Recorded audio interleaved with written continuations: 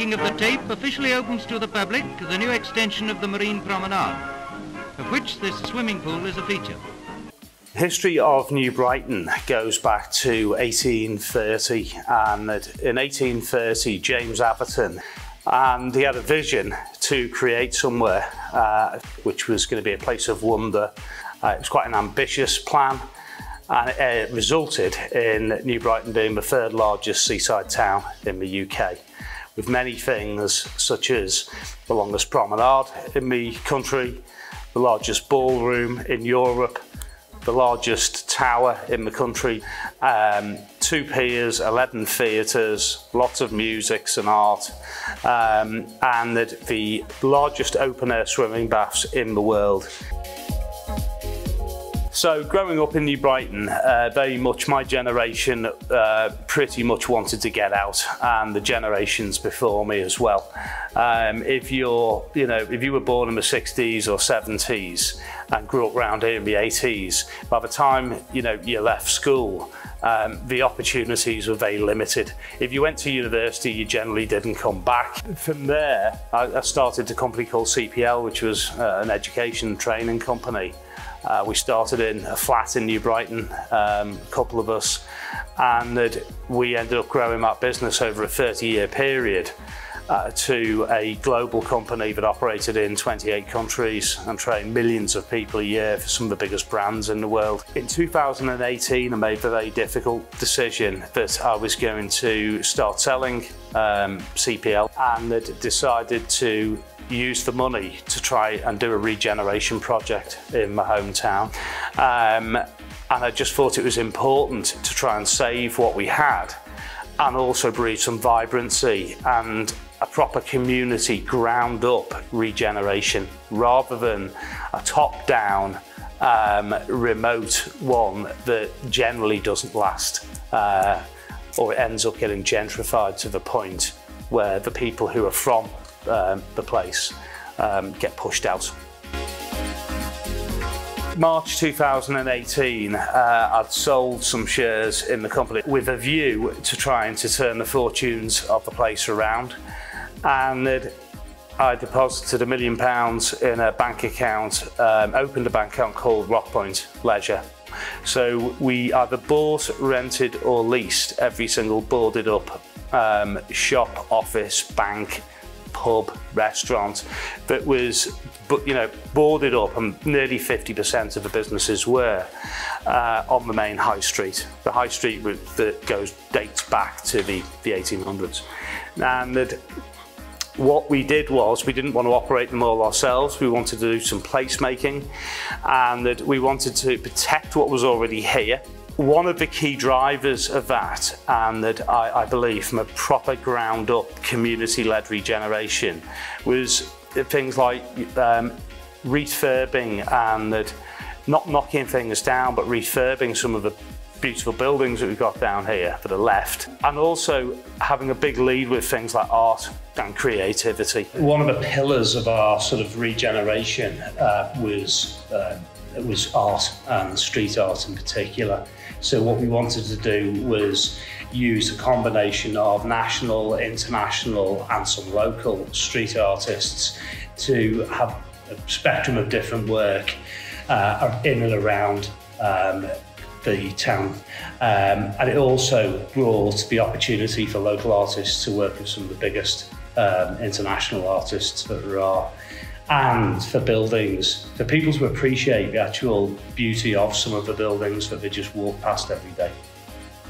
We wanted to put New Brighton back on the map, and the aim was to create the UK's biggest 3 open-air art gallery. So what we've done is used art as a catalyst, and also had exhibitions with the artists, and we've had some really good success stories, taking young, real talented people from all the local schools around here, and now they're travelling around the country, travelling around the world, because they've worked with some of the best artists, and this goes to the music side as well. I got multiple offers to go into other education companies, and I'd sort of said no. But I did want to do something with education down in New Brighton, because it's absolutely key to any regeneration as well, that you are educating and giving the opportunities to people who are going to schools. And that I met Andy Moore, who came to me, and that we just sat down over a coffee, and I think later a pint, and we just brainstormed. But his vision and idea of shaking up the education sort of system, and that, you know, really contextualizing some of the learning and making it real in real life situations was something that really interested me. And my, you know, idea has always been, we want to, you know, use every square inch available, and that have a platform if you wanted to start a little business. But it was also important to have space that we could have set aside for engaging with education in whatever form that would be, particularly for things like music nights, art sections, where they're taken out of the classroom. And we would never charge for that, because this is a whole part of as far as I can see it, as a regeneration, and that the educational side is a key component to that. We're made up to be working with Dan here in New Brighton. Dan has the same expansive view on education and community as we do. So our work around the sea change was a perfect time to come together. How can we support, through what we do in our schools, the community regeneration work that Dan's doing? And of course, sea change is all about the change in our system, but here in this seaside town of New Brighton, we're seeing that in practice with regeneration of the community. So we rented some office space on Victoria Road, and we're using that really creatively. So we're bringing groups of children down to work as projects, as part of their curriculum, but around the regeneration of this seaside town. In July 2022, we launched our first New Brighton Arts Festival. This was a really fantastic opportunity for students across our trust of schools to come down to New Brighton and gain experience of performing in professional venues. We had choirs from the primary school, dancers, we had art exhibitions, we had a fashion show where children had made sustainable fashion from recycled materials, and a lot of our bands from each school also performed. It was an absolute fantastic way of engaging with our community, and plans already for this year's festival are well underway. And one of the other things that we really wanted to focus on is sort of like music as well. Merseyside has got a rich history of music, and particularly, you know, New Brighton has as well, a lot of real talented artists and musicians. And also in the ballroom, the Beatles, Rolling Stones, Little Richard, there's a who's who of who actually performed in New Brighton over the years. Another way we have developed and furthered our partnership with Rock Point Leisure is to hold a termly Friday Night Live at the Oakland Gallery. This has been a fantastic opportunity for our students who have gained experience performing in a professional venue and making music outside of the school environment. Students have performed to packed out audiences, which has been absolutely fantastic. The Wirral Council's embarked on an exciting and ambitious regeneration programme, stretching along the left bank of the River Mersey from New Brighton across to Bromborough. And as part of that, we've been developing these long-term master plans to help guide future investment and planning decisions. But we recognise the value in working in partnership with key organisations such as Rock Point Leisure, who've been delivering some really exciting projects on the ground, and we're looking forward to seeing how this can develop further through their partnership with Sea Change. Our schools have been building curriculum around the regeneration plan and the work of Dan and his team here at New Brighton. It was great to be involved in a day with Heads of Department and Dan Davis, where we got to spend an hour or so around New Brighton looking at the changes, looking at the improvements. And as a local resident, it was fantastic for me to see the enthusiasm and the excitement of people who work in our school but aren't necessarily local. As they saw the murals, they saw how much New Brighton had changed and what was happening there. And what we really want to do is see that same excitement and engagement from our pupils. So it was ideal when we came back in September and saw one of those murals now in St Mary's, and the pupils' response to it and their pride in having that in the school was fantastic. So now with the curriculum, what we want to do is get our children confident about expressing their opinions and their ideas, and we're going to use the local area to do that. So we'll be honing their review skills by getting them to engage with the murals, by getting them to engage with what there is to do in New Brighton, and making them feel not only confidence in their English skills, but also pride and engagement in the local area. So in our geography curriculum, we've taken the concept of place from the national curriculum, which can be quite abstract.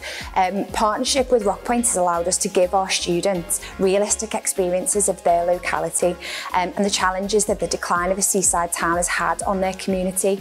Working with Dan has enabled us to give creative opportunities and give the students a voice as to how they want their regeneration project to look in the future. Often the kids that fall through the gaps are kids who have come from troubled backgrounds.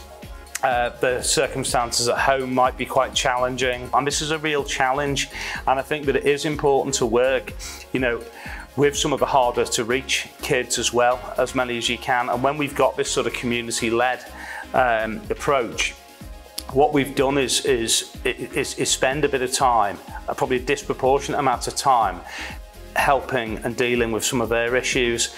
And often it's the fact that they haven't really got many mentors. They will potentially get in with the wrong crowd.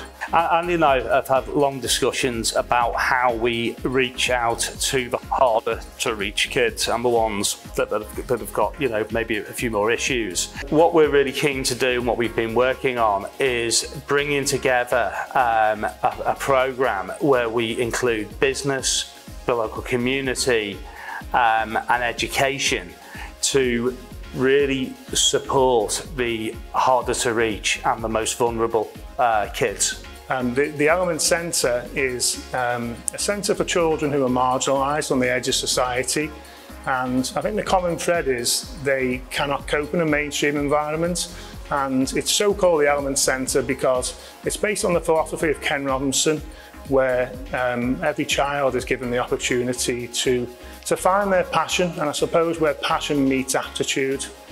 Alongside the Element Centre, we've started a partnership with Dan Davis. That partnership will allow us and allow the children to gain valuable mentoring, support, guidance with local businesses and local communities. And I'll allow them to find a niche really in the world of work, and allow them to find employment and opportunities that perhaps wouldn't normally come their way. Dan has helped us develop a curriculum offer, and we've currently been building that over recent weeks and months. And this will allow children to follow perhaps a non-traditional curriculum that would be in schools, but would also give them the skills of vocational experience and the necessary tools to cope in an ever-changing society. We've also been working locally with further companies to build a unique and bespoke learning platform. And this learning platform will give the children micro-credentials, digital badges, and celebrate the work and the successes that they're currently undertaking in the local community. And again, perhaps somewhere in the local environment, they wouldn't get this acknowledgement. So we're really excited about that, and it's only into early stages, but the learning platform will celebrate the successes of the children. Part of my role is to increase our community engagement in both music and the arts. We've started a community choir down in New Brighton called Sing New Brighton. We meet once a month, learn new songs, harmonies, people get an opportunity to socialise, come together and make music, and it's proven really, really popular. This is all about a learning ecosystem, thinking outside the box to bring people together. Like the Brewed we had in Oakland Gallery here on Victoria Road, where educators across the country came. Like our collaboration with Wirral Council, not only around regeneration, but more recently with Jane and her team around the Borough of Culture.